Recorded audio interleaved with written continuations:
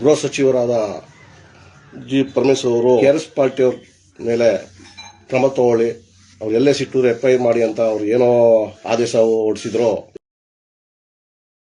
ನಾವು ಯಾರನ್ನೋ ಹೋಗಿ ದರೋಡೆ ಮಾಡ್ತಾ ಇಲ್ಲ, ಎಲ್ಲೋ ಹೋಗಿ ಕಳ್ತನ ಮಾಡ್ತಾ ಇಲ್ಲ ಯಾರ ಹತ್ರ ಹೋಗಿ ಲಂಚ ಕೇಳಿ ಕೊಡಿ ನಿಮ್ ಕೆಲಸ ಮಾಡ್ಕೊಡ್ತೀವಿ ಅಂತ ನಮ್ಮ ಕೆಆರ್ಎಸ್ ಪಾರ್ಟಿಯವರು, ಸೈನಿಕರು, ಪದಾಧಿಕಾರಿಗಳು ಯಾರು ಕೇಳಲ್ಲ. ತಹಸೀಲ್ದಾರ್ ತಾಲೂಕು ಆಫೀಸ್ಗೆ ಹೋದ್ರು ಅಷ್ಟೇನೆ, ಒಂದೇನೇ ಮಾಡಿಸ್ಬೇಕಾದ್ರೂ ಲಂಚ.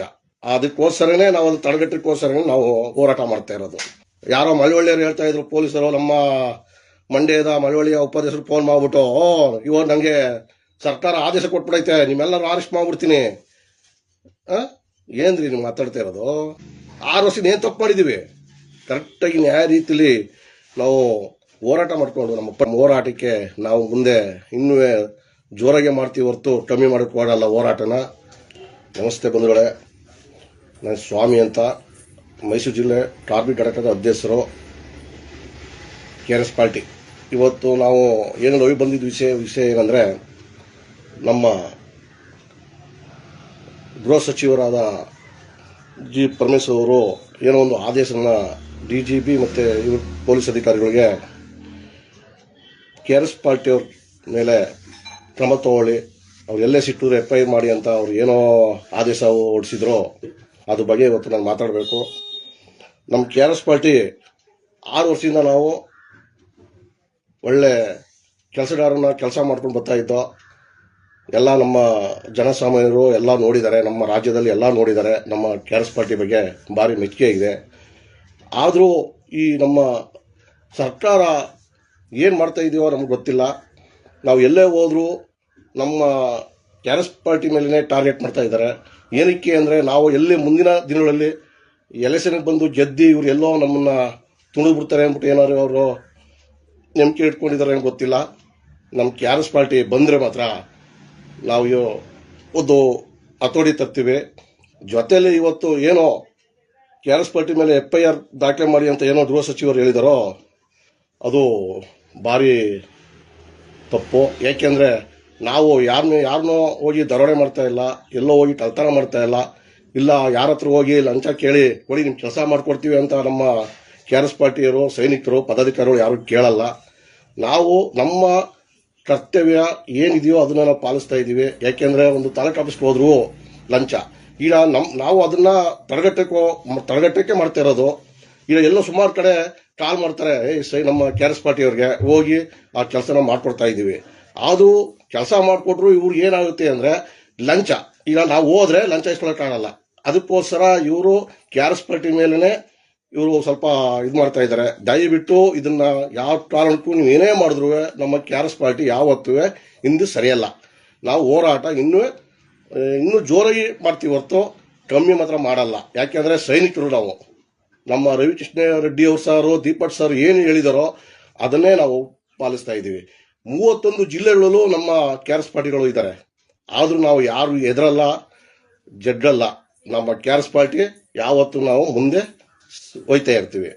ಏನಕ್ಕೆ ಈ ತರ ಆದೇಶ ಹೊರಡಿಸಿದಿರೋ ನೀವು, ಅದು ನಮ್ಗೆ ಏನು ಗೊತ್ತಾಯ್ತಾ ಇಲ್ಲ, ಅರ್ಥ ಆಯ್ತಾ ಇಲ್ಲ. ಇದು ನಿಜವಾಗ್ಲೂ ಇದು ಭಾರಿ ಸರಿ ಇಲ್ಲ. ಯಾಕೆಂದ್ರೆ ನಾವು ಯಾರ್ದು ಏನು ಕೇಳಕ್ ಹೋಯ್ತಾ ಇಲ್ಲ. ಈಗ ಒಂದು ಉದಾಹರಣೆ ಹೇಳ್ಬೇಕು ಅಂದ್ರೆ, ಪಂಚಾಯತಿಗೆ ಹೋದ್ರೆ ಈ ಸತ್ ಮಾಡಿಸ್ಬೇಕಾದ್ರೆ 2,000 3,000 ಇಸ್ಕೊಳ್ತಾರೆ. ಆದ್ರೂ ನಮ್ಗೆ ಫೋನ್ ಮಾಡ್ತಾರೆ, ಸರ್ ಈ ಸತ್ ಮಾಡ್ಕೊಡ್ತಾ ಇಲ್ಲ ಬನ್ನಿ ಅಂತವ. ನಮ್ಮ ಸೈನಿಕರು ಹೋಗಿ ಮುಂದೆ ನಿಂತು ಅದನ್ನ ಮಾಡಿಸ್ಕೊಟ್ರುವಾಗ PDO ಮತ್ತೆ ಯಾರು ಬೇರೆ ಅಧಿಕಾರಿ ಸೆಕ್ರೆಟರಿಗಳು ದುಡ್ಡು ಸಿಕ್ಕಲ್ಲ. ಅದೆಲ್ಲ ನಾವು ತಡೆಗಟ್ತಾ ಇದೀವಿ. ತಹಸೀಲ್ದಾರ್ ತಾಲೂಕು ಆಫೀಸ್ಗೆ ಹೋದ್ರು ಅಷ್ಟೇನೆ, ಒಂದೇನೇ ಮಾಡಿಸ್ಬೇಕಾದ್ರೂ ಲಂಚ. ಅದಕ್ಕೋಸ್ಕರನೇ ನಾವು ಅದು ತಡೆಗಟ್ಟಕ್ಕೋಸ್ಕರನೇ ನಾವು ಹೋರಾಟ ಮಾಡ್ತಾ ಇರೋದು. ದಯವಿಟ್ಟು ನೀವು ಏನೇ FIR ಹಾಕಿದ್ರು ನಾವು ಬಡ್ಡಲ್ಲ ಜಡ್ಡಲ್ಲ. ನಮ್ಮ ಕೆಆರ್ಎಸ್ ಪಾರ್ಟಿ ಯಾವತ್ತೂ ಮುಂದೆ ಇರ್ತೀವಿ ನಾವು ಹೊರತು ಹಿಂದೂ ಉಳಿಯಲ್ಲ.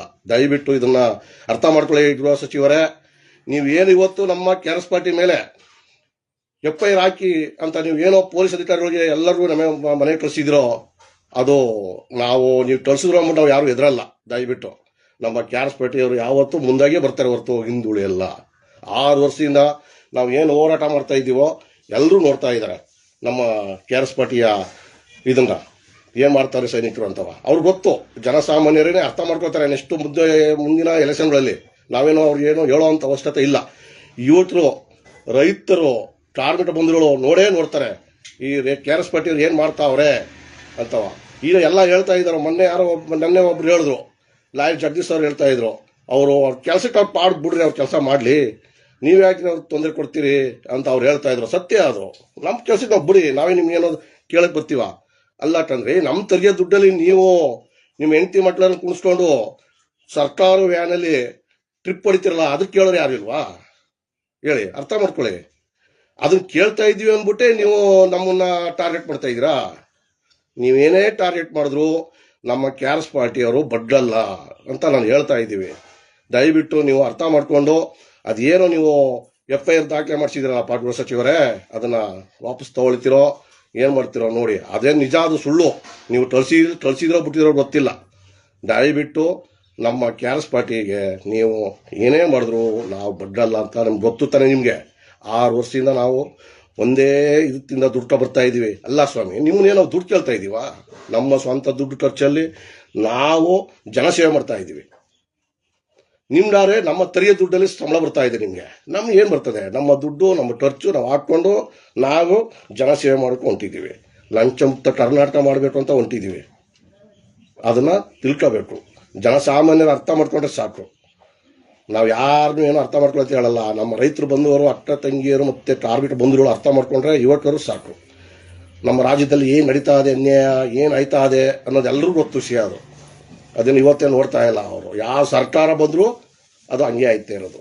ಅದೇ ನಾನು ಹೇಳೋದೇನು, ನಮ್ಮ KRS ಪಾರ್ಟಿಯವರು ಏನೇ ನೀವು ಮಾಡಿದ್ರು ನಾವು ಬಡ್ಡಲ್ಲ ತಡ್ಡಲ್ಲ ಅಂತ ಹೇಳ್ತಾ ಇದ್ದೀನಿ. ದಯವಿಟ್ಟು ಈ ಥರ ಎಲ್ಲ ಮಾಡೋದು ಬಿಟ್ಬಿಟ್ಟು ಒಂದು ಇದಾಗಿ ಮಾಡಿ. ಯಾಕೆಂದರೆ KRS ಪಾರ್ಟಿ ಕಂಡ್ರೆ ಸಾಕು ಪೊಲೀಸ್ನವ್ರಿಗೆ ಸ್ವಲ್ಪ ಇದಾದಂಗೆ, ಬಂದ್ರು ಕಣಪ್ಪ ಇವರು ಅಂತವ. ಅವೆಲ್ಲ ಬಿಡ್ರಿ. ನೀವು ಲಂಚ ಕೇಳಿದ್ರೆ ಯಾವ ಬರ್ತೀವಿ? ಲಂಚ ಕೇಳೋದು ಬಿಡಿ. ಹಾಕಿ ಬೋರ್ಡ್ ಹಾಕೊಳ್ಳಿ, ನಾವು ಲಂಚ ಇಲ್ದೇನೆ ಕೆಲಸ ಮಾಡ್ಕೊಳ್ತೀವಿ ಅಂದ್ಬಿಟ್ಟು. ತಾಲೂಕು ಆಫೀಸು, ಗ್ರಾಮ ಪಂಚಾಯಿತಿ, ಪೊಲೀಸ್ ಸ್ಟೇಷನ್ ಎಲ್ಲ ಹಾಕಿ ಬೋರ್ಡ, ನಾವು ಲಂಚ ಕೇಳಲ್ಲ ಅಂತವ. ಅದು ನಾವೇ ಬರ್ತೀವಿ ಗೊತ್ತಾ? ನಾವು ಬರೋ ಅವಶ್ಯಕತೆನೇ ಇಲ್ಲ. ಅಲ್ಲಿ ಹಾಕಿ ಬೋರ್ಡ್ ಹಾಕೊಳ್ಳಿ, ಕ್ಯಾಮ್ರಾ ಹಾಕೊಳ್ಳಿ. ಎಲ್ಲಿ ಕ್ಯಾಮ್ರಾ ಎಲ್ಲ ಒಂದ್ ಕಡೆ, ಅದೇ ಕ್ಯಾಮ್ರಾನೇ ವರ್ಕ್ ಆಯ್ತಾ ಇಲ್ಲ. ಇದೇ ಮಾಡ್ತಿರೋದು ಸರ್ಕಾರ. ಅದನ್ನೇ ಅವೆಲ್ಲ ಬಿಟ್ಬಿಡ್ತೀರಿ. KRS ಪಾರ್ಟಿ ಮೇಲೆ ಮಾತ್ರ ಬರ್ತೀರಿ. KRS ಪಾರ್ಟಿ ಏನ್ ಮಾಡ್ತಾವ್ರೆ? ಒಳ್ಳೆ ಕೆಲಸ ಮಾಡ್ತಾವ್ರೆ. ಅದನ್ನ ನಿಮ್ಗೆ ಸಹಿಸಕ್ ಆಯ್ತಾ ಇಲ್ವಾ? ಯಾರೋ ಮಳವಳ್ಳಿಯವರು ಹೇಳ್ತಾ ಇದ್ರು, ಪೊಲೀಸರು, ನಮ್ಮ ಮಂಡ್ಯದ ಮಳವಳ್ಳಿಯ ಉಪಾಧ್ಯಕ್ಷರು ಫೋನ್ ಮಾಡ್ಬಿಟ್ಟು, ಇವಾಗ ನಂಗೆ ಸರ್ಕಾರ ಆದೇಶ ಕೊಟ್ಬಿಡೈತೆ, ನಿಮ್ಮೆಲ್ಲರೂ ಅರೆಸ್ಟ್ ಮಾಡ್ಬಿಡ್ತೀನಿ. ಏನ್ರಿ ನೀವು ಮಾತಾಡ್ತಾ ಇರೋದು? ಅರೆಸ್ಟ್ ಮಾಡ್ತೀರಾ? ಅರೆಸ್ಟ್ ಮಾಡ್ಬೇಕಾದ್ರೆ ತಪ್ಪು ಮಾಡಿದ್ರೆ ನೀವು ಅರೆಸ್ಟ್ ಮಾಡೋದು.